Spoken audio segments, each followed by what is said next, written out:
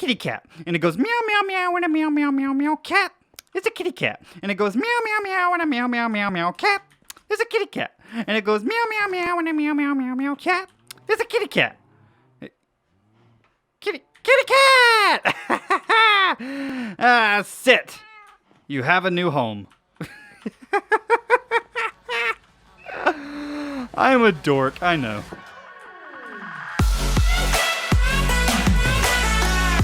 What is going on, guys? It is Killadrone, and welcome back to some more Minecraft here on the Solo series. And ladies and gentlemen, we are back here in our Nightmare Before Christmas build project, where in the last episode we spent our time creating the cat house and decorating the inside of it, and I think that it actually came out looking really good. We have a bunch of different rooms, like the bedroom that we were just in, and now we are in the library and the botany room, so that is really cool. I absolutely love how this build came out. And then if we go all the way down to the bottom floor, we have ourselves a nice little cozy living room.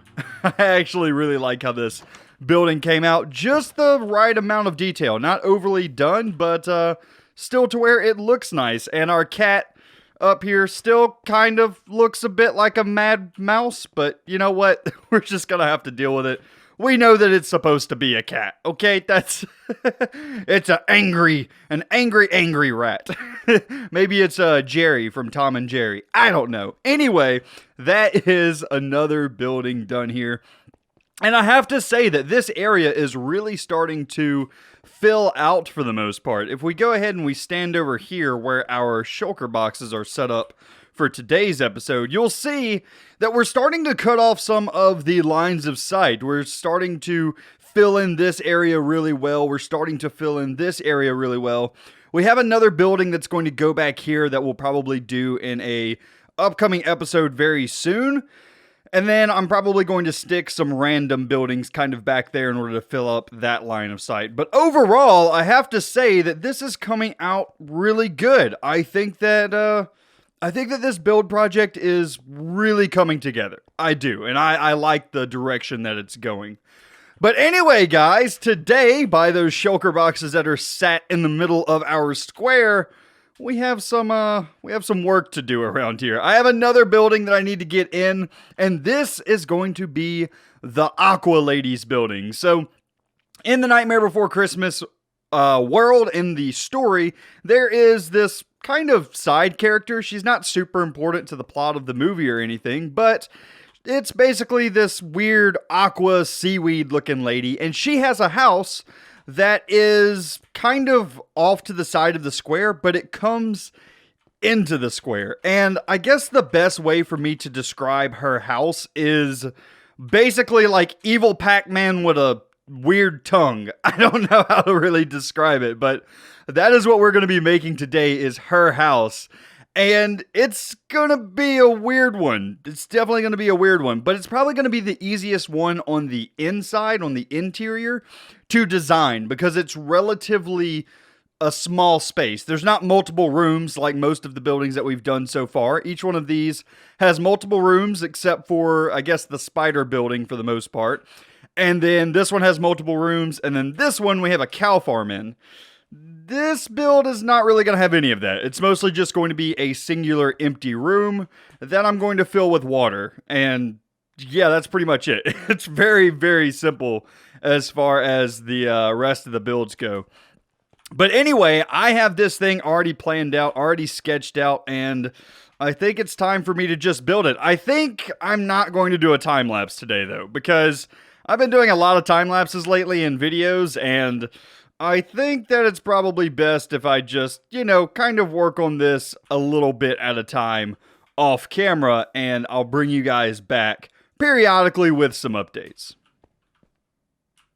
So I changed my mind. I'm actually still going to do the time lapse, but instead of doing music over the time lapse in today's episode, I'm actually going to talk over it because I want to give you guys kind of an update about the channel here, because over the last couple of days, things have gotten a little bit crazy. As you guys may have noticed, I have started a new SMP over on Bedrock Edition on the Truly Bedrock server, and the support from that community has been absolutely amazing. I think we've gained a little bit over 400 or 500 subscribers just in the past 3 days. So if you're new to the channel and you're new to the series, then welcome, and I hope you enjoy your stay. We do a lot of really crazy, cool builds here on the channel, such as this build, which is the set from the movie The Nightmare Before Christmas. That's an old Disney film that is made by Tim Burton. So this is the set that we've been working on for a good while now, and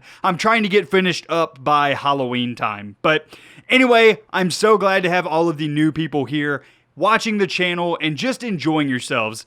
I hope that you guys enjoy your stay, as well as all of the people who have been here for a while. I appreciate you guys continuously showing support on these videos. It really does mean a lot to me. And yeah, that's another building done for The Nightmare Before Christmas. Let's get back into it. Alrighty, ladies and gents, we are back, and that is another building done. It's such a weird structure. It's such a weird building, but I think that it turned out really well. The only problem that I think that I have with the building is it's a little bit bigger than what was on the set of The Nightmare Before Christmas. Not much bigger, but definitely a little bit larger. But I think that it works out because I actually want these buildings to act as homes, as if there is actually people living in these. And if you just had a bunch of really tiny buildings, it would kind of feel weird, like everybody's living in these really, really cramped spaces. But by making this thing just a little bit bigger in this area, I think that it really works out. I think that having this thing at this size kind of fills in this area, and also it kind of gives us more playroom on the inside to kind of play around with some ideas. Now, like I said, this is going to be the Aqua Lady's house. This is going to be the, I guess she's technically like a sea witch from the movie. She wasn't a main character by any means. So I think what I'm going to do is I'm just going to fill this bottom area, this bottom platform, with some water buckets. And we're basically going to make something kind of like a koi pond in this area. Do just a bunch of fish around here so that it feels very aquatic, basically. That's kind of the goal. So let's go ahead and just fill that in. And I don't know if I want to go more than just the one block up here. Going more than one block up could look really nice. So let's just see what we have here. So just right here, that's definitely pond-ish, but this doesn't feel like something that somebody could live in. If it was too high, if we brought it all up to this level though, I think that'll work a bit better. So let's go ahead and grab another water source. Let's remove this lantern here, and we will hang some lanterns in another area later on. What can I get rid of? That grass block will work. Okay, so I think what I'll do is I will just go like that, and that will fill in there. And then if I just come across, will this work? I don't know that this is going to get all of the blocks that we need it to get, but it seems to be working. I don't know that this is going to fill everything in, though. Kind of worried about that. Not gonna lie, a bit worried about that. Okay, so there we go. Okay, things are filling in. Oh man, some of the water mechanics in this game, I still, to this day, don't quite understand them. But it looks like I am getting this done completely fine. Alright, so fill that in, and then I think we'll just need one more water block there. And perfect, we have a perfectly still pool now. Not bad. Okay, go ahead and grab us some more water buckets. And what I have here is a couple of different fish. So I have a clownfish. I have a tropical looking fish. I honestly don't know what that thing is, to be honest with you, but it looks cool. And then I last but not least have this ornate butterfly fish, and that one also looks pretty cool. And they're all kind of Halloween themed, so these two have like the orange and white of like, you know, Halloween colors. And then that one's like a blood red, which I really like. I think that I probably need to get a little bit of seaweed and stuff like that into here just to make it look a little bit more homey. And then we could probably add like some underwater chests and stuff in here as well. So I think I'm going to get cracking on that, kind of design the interior of this water area. And I'll bring you guys back in just a minute whenever I have something to show you guys. Alrighty, ladies and gents, we are back, and I now have the interior of this area done. Now, I guess let me kind of explain my thought process for this, because it's going to look a little bit like a coral reef in here. And the reason that I did that is most people for their houses are going to want something that is aesthetically pleasing. And I would imagine that this Aqua witch, this Aqua lady from the movie, is also going to follow those same lines. So having really bright, beautiful colors that can also be found underwater is going to be really, really important in order to make this area feel actually homey to her. Now, she's not going to need a ton of other things in this area. She's not going to need things like a living room or anything like that because, well, you just float. You float in water, so you really don't need anything like that. So basically, her entire area here is just going to be the necessities for life. So she may need to be able to craft things, and she may need to be able to cook things. So we have a smoker here, so she can cook like some fish or something like that in here. And then last but not least, she can store whatever items that she needs. And I think that's pretty much it. I tried to be very thoughtful about this. I didn't want to put things like iron, like a blast furnace, in order to smelt iron because, well, sea witches aren't really going to have a lot of use for iron because they get tridents from killing drowned. So yeah, that doesn't really make a whole lot of sense for us to have ways for her to mine and things like that, especially since she's going to be under the ocean.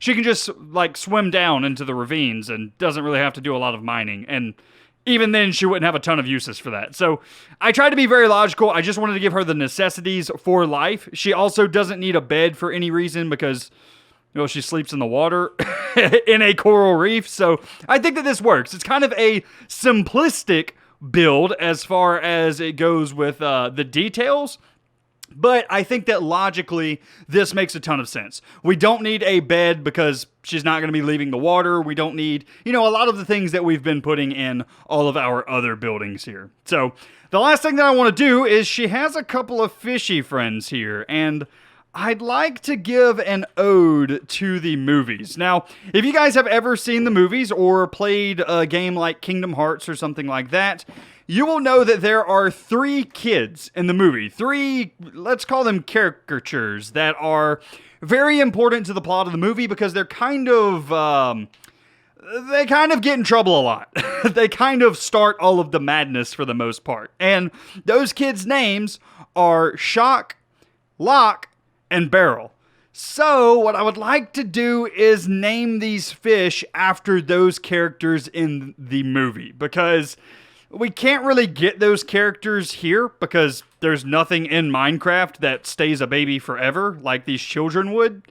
So yeah, I think that just giving kind of an ode to them would be better. So Shock and Lock were bigger, so they will get this one. So Shock will be our blood red fish, and then Lock will be our orange fish, and then Barrel was shorter than the other two, so he will be our clownfish. And there we go. We now have Shock, Lock, and Barrel in the world in a very different form, but you know what? We're just gonna chalk that up to Minecraft magic.